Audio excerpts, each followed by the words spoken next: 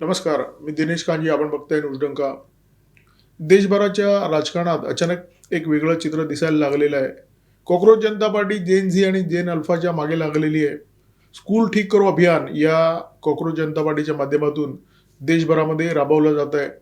काँग्रेस नेते राहुल गांधी देशभरामध्ये छात्रो की गुंज हा उपक्रम राबवत आहेत.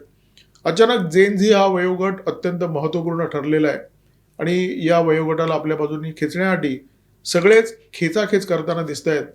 राहुल गांधी आज पुण्यामध्ये छात्रो की गुंज हा कार्यक्रम घेणार आहेत. म्हणजे राहुल गांधी यांच्या स्टँडअप कॉमेडीचा लाभ आज पुणेकरांना होणार आहे आणि हा कार्यक्रम यशस्वी करण्यासाठी पूर्ण ताकद लावली जाते. इन्फ्लुएन्सरला पैसे दिले जाते रील बनवण्यासाठी.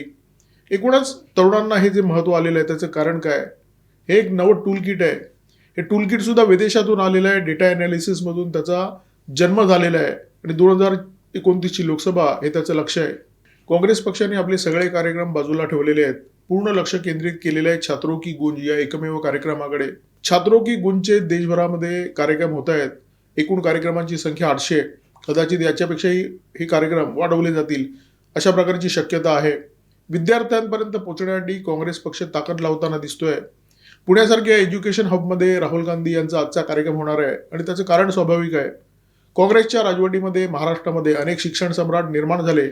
त्यांच्या अनेक शिक्षण संस्था पुण्याच्या आजूबाजूला आहेत. त्याच्यामुळे त्यांची ताकद लावून हा कार्यक्रम यशस्वी करण्याचा काँग्रेस पक्षाचा प्रयत्न आहे. काँग्रेसला अचानक विद्यार्थी वर्गाच्या नावाने इतक्या उचक्या का लागत आहेत? कारण स्पष्ट आहे. काँग्रेसला त्यांचं बिघडलेलं समीकरण दुरुस्त करायचं आहे. कोणतं होतं हे समीकरण?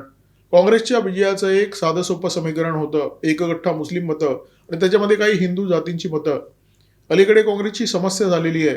हिंदू जातीपातीवर मतदान न करता हिंदू म्हणून मतदान करतो आणि त्याच्यामुळे काँग्रेसचं हे समीकरण बिघडलेलं आहे. एकगठ्ठा मुस्लिम मतं कायम काँग्रेसच्या बाजूला राहावीत म्हणून काँग्रेसची सतत धडपड असते. अलीकडेच संसदेमध्ये कायदा झाला. स्वातंत्र्यपूर्व काळामध्ये मुस्लिम लीगच्या दबावाखाली काँग्रेसने निर्णय घेतला होता वंदे मातरम खंडित करण्याचा. त्यांनी असा ठराव केला होता की वंदे मातरमची फक्त 2 कडवी गायली जावी, कारण संपूर्ण वंदे मातरम जर गायलं तर मुस्लिमांच्या धार्मिक भावनांना त्यामुळे ठेच लागते. तो काळा इतिहास बदलण्यासाठी मोदी सरकारने यंदाच्या पावसाळी अधिवेशनामध्ये कायदा केला संपूर्ण वंदे मातरम गायनाचा. काँग्रेस नेहमी लोकशाहीच्या आणि घटनेच्या बाता करत असते, संविधान बचावच्या घोषणा देत असते, परंतु तीच काँग्रेस आता संसदेमध्ये मंजूर झालेला कायदा मानायला तयार नाहीये. काँग्रेस वर्किंग कमिटीच्या बैठकीमध्ये असा निर्णय झाला की आम्ही पूर्वीप्रमाणे फक्त वंदे मातरमची 2 कडवीच गाणार आहोत. देशभरामध्ये स्वातंत्र्य दिन साजरा केला जात असताना काँग्रेसने आयोजित केलेल्या एका कार्यक्रमात जेव्हा संपूर्ण वंदे मातरम सुरू झालं त्यावेळी काँग्रेस नेत्या सोनिया गांधी यांनी जो थैथयाट केला तो आपण सगळ्यांनी पाहिला असेल. हा सगळा थैथयाट, काँग्रेसचा हा सगळा उपद्व्याप फक्त एका गोष्टीसाठी आहे. त्यांना कोणत्याही परिस्थितीमध्ये एकगठ्ठा मुस्लिम मतं गमवायची नाही आहेत, कारण तोच आता त्यांच्या अस्तित्वाचा आधार बनलेला आहे. काँग्रेसची समस्या अशी आहे की एकगठ्ठा मुस्लिम मतामुळे काँग्रेस विजयी होऊ शकत नाहीये. त्यामुळे विजयासाठी या एकगठ्ठा मतांसोबत त्यांना हिंदूंची काही मतं हवी आहेत, हिंदूंच्या एका गटाची मतं हवी आहेत आणि म्हणून काँग्रेस मोठ्या आशेने विद्यार्थी वर्गाकडे बघते. लक्षात घ्या, देशभरातला जो मुस्लिम मतदार आहे तो काही काँग्रेसच्या पाड्यामध्ये मतदान करत नाही. तो भाजप विरोधी मतदान करतो आणि अनेक ठिकाणी हे मतदान काँग्रेसच्या पाड्यामध्ये पडलेलं दिसतं. जिथे काँग्रेसला मजबूत पर्याय आहे तिथे हाच मतदार काँग्रेसला बाजूला ठेवतो आणि तिथे त्या पर्यायाकडे झुकताना दिसतो. उत्तर प्रदेशचं उदाहरण आहे. उत्तर प्रदेशचा मतदार कुठे काँग्रेसला मतदान करतो? तो समाजवादी पक्षाला मतदान करतो. पश्चिम बंगालमध्ये हे मतदान कधी काळी तृणमूल काँग्रेसच्या पाड्यात पडायचं. मुस्लिम मतदार हा देशभरातला खूप मोठा भाजप विरोधी गट आहे आणि त्याच्यामध्ये आणखी एक गट जोडण्याचा काँग्रेसचा प्रयत्न आहे आणि तो गट विद्यार्थी असू शकेल असा काँग्रेसचा होरा आहे आणि त्यामुळे देशभरामध्ये छात्रो की गुंज हा उपक्रम राबवला जातोय. काँग्रेसने या देशावर तब्बल 6 दशकं राज्य केलं आणि या काळामध्ये विद्यार्थ्यांकडे, तरुणांकडे पूर्णपणे दुर्लक्ष केलं. आता त्याच तरुणांकडे काँग्रेस पक्ष खूप मोठ्या आशेने पाहतोय. त्याच वर्गाला भाजपच्या विरोधात उभं करण्यासाठी काँग्रेस पक्षाने आपली पूर्ण ताकद लावलेली आहे. कॉकरोच जनता पार्टीचा स्कूल ठीक करो अभियान असो किंवा काँग्रेसचं छात्रो की गुंज हा उपक्रम, हे दोन्ही उपक्रम विदेशी टूल किट्स आहेत आणि या दोन्ही टूल किट्स डेटा ॲनालिसिसमधून जन्माला आलेली आहेत. जेनझीला प्रचंड महत्त्व प्राप्त झालेलं आहे. जेनझी म्हणजे नेमकं काय? 18 ते 29 हा वयोगट. UN वर्ल्ड पॉप्युलेशन प्रॉस्पेक्ट 2024ची आकडेवारी जर तुम्ही पाहिलीत तर त्या आकडेवारीतून स्पष्ट होतं की भारतामध्ये जेनझीचं जे पॉप्युलेशन आहे ते 29.2% इतकं आहे. म्हणजे जवळजवळ 30%, जवळजवळ 1/3 देशाच्या एकूण लोकसंख्येच्या. आकड्यांच्या भाषेत जर सांगायचं झालं तर 407 दशलक्ष इतकी यांची संख्या आहे. म्हणजे जेनझी ज्यांच्या बाजूला झुकेल त्यांच्या बाजूला सत्तेचा काटा झुकणार ही बाब स्पष्ट आहे. आणि या जेनझीच्या बाबत एक दुर्दैवाची बाब म्हणजे म्हणजे त्यांच्या पथ्यावर पडणारी काँग्रेस आणि कोकरोच जनता पार्टीच्या, की हा जो जेनझी वर्ग आहे तो पालकांच्या कह्यातून पालकांच्या नियंत्रणातून पूर्णपणे निसटलेला आहे आणि त्याच्यावर पूर्णपणे प्रभाव आहे सोशल मीडियाचा. त्यामुळे सोशल मीडियाचा वापर करून या जेनझीला मोदी सरकारच्या विरोधात उभं करण्यासाठी काँग्रेस पक्षाने आणि कोकरोच जनता पार्टीने हे दोन उपक्रम सुरू केलेले आहेत आणि ते उपक्रम देशभरामध्ये राबवण्याचा त्यांचा प्रयत्न आहे. काँग्रेस पक्षाकडून जेनझीला आपल्या बाजूला खेचण्याचा जो प्रयत्न होतोय त्याचं आणखी एक महत्वाचं कारण आहे. समजा एखाद्या मुलाचा जन्म 2004 किंवा त्याच्यानंतर झालेला आहे. याचा अर्थ जेव्हा 2014 मध्ये मोदी सरकार सत्तेवर आलं तेव्हा त्या मुलाचं वय असणार 10 वर्षाचं. तो 4थी किंवा 5वी मध्ये असणार, अर्थात न कळत्या वयामध्ये असणार. त्यामुळे युपीए सरकारच्या काळामध्ये जे काही घडलं ते त्याला ठाऊक नसणार. त्या काळात झालेला पराकोटीचा भ्रष्टाचार, दहशतवादाच्या समोर युपीए सरकारने टाकलेली नांगी, पाकिस्तानच्या समोर सरपटण्याचं त्यांचं राजकारण, जवाहरलाल नेहरू यांच्यापासून राजीव गांधी यांच्यापर्यंत काँग्रेसने या देशामध्ये काय बट्ट्याबोळ केला हे त्याला माहीत नसणार. त्याची पाठी पूर्णपणे कोरी असणार. त्यामुळे अशी कोरी पाठी असलेल्या मुलांना आपल्या पक्षाकडे खेचणं काँग्रेस पक्षाच्या दृष्टीने निश्चितपणे सोयीचं आहे आणि सोपं सुद्धा आहे.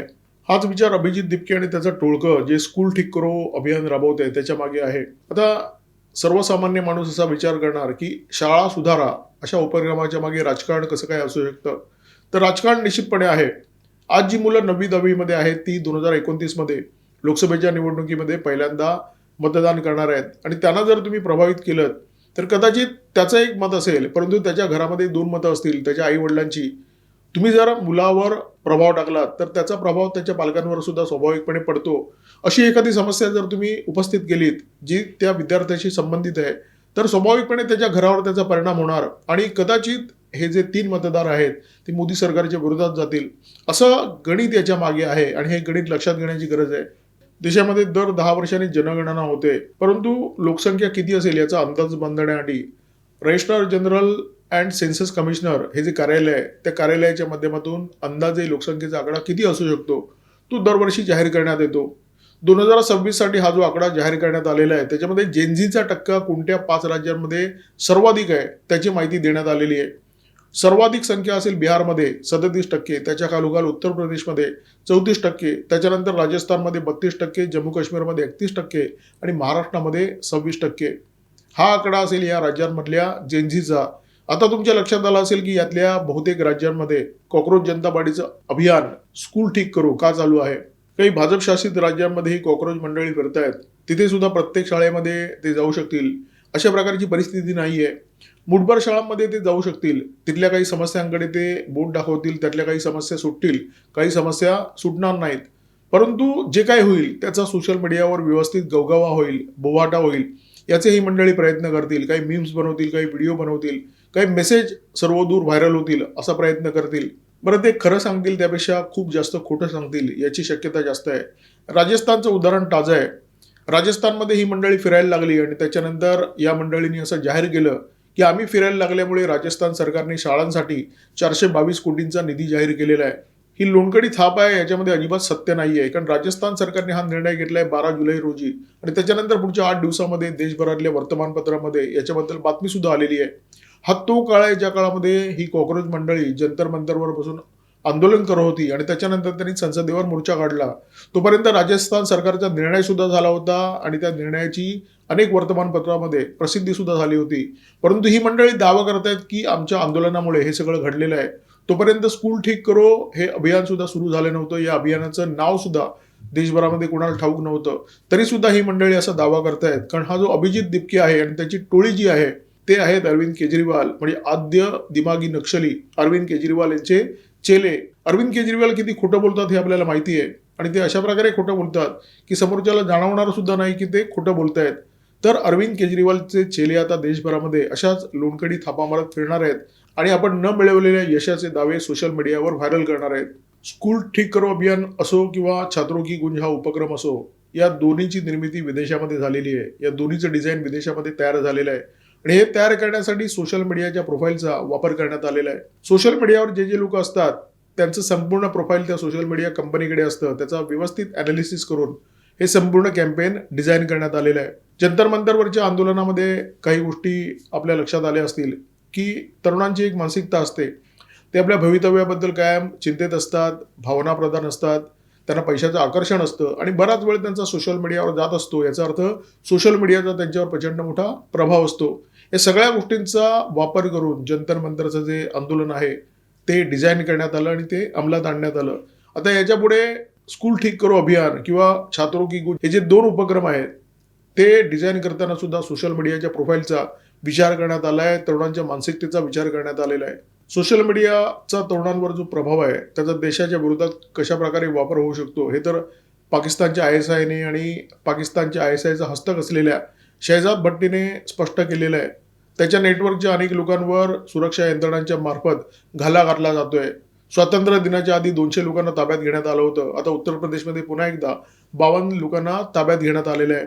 याचा अर्थ सोशल मीडियाच्या माध्यमातून तुमच्या देशाच्या तरुणाईला तुमच्या देशाच्या विरोधात कारवाया करण्यासाठी कसं प्रेरित केलं जातं हे स्पष्ट झालेलं आहे. आणि हेच काम थोड्या प्रमाणामध्ये कॉक्रोच जनता पार्टीचे जे चेहरे आहेत दिपके आणि दास ही मंडळी करतायत आणि दुसऱ्या बाजूला काँग्रेस पक्ष सुद्धा तेच करण्याचा प्रयत्न करतोय. हा जेनझी नावाचा जो गट सोशल मीडिया सतत हाताळत असतो. सोशल मीडियाच्या माध्यमातून त्याच्यासमोर जे जे येतं मग ते मीम्स असो किंवा व्हिडिओ असो त्याला असं वाटतं की हे खरं आहे. ह्याच्यामध्ये सत्य आणि असत्याची जी सरमिसळ असते ती त्याच्या लक्षातच येत नसते. त्याच्या हे लक्षात येत नाही की त्याचा अल्गोरिदम लक्षात घेऊन हे सगळं त्याच्यासमोर वाढण्यात आलेलं आहे.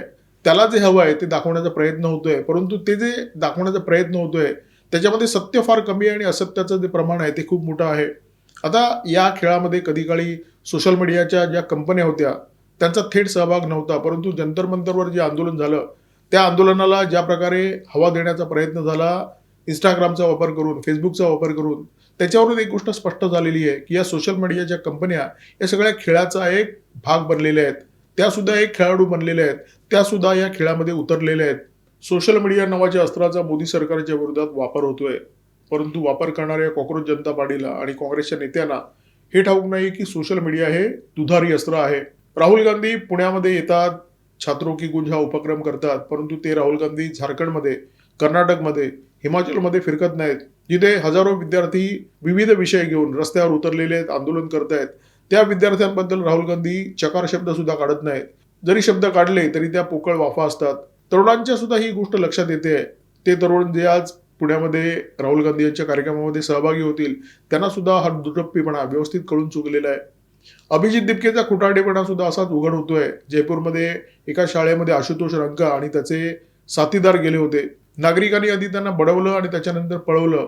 रिजिम चेंजचे मोहरे हे लोकांच्या लक्षात येत आहे आणि हे जेव्हा स्पष्टपणे लक्षात येईल तेव्हा प्रत्येक ठिकाणी त्यांना असंच पाय लावून पळावं लागेल. या व्हिडिओमध्ये तुर्तास इथेच थांबतोय. माझ्यासोबत होते cameraman methyl Kadam, video editor Ajay Shelke. धन्यवाद आणि नमस्कार.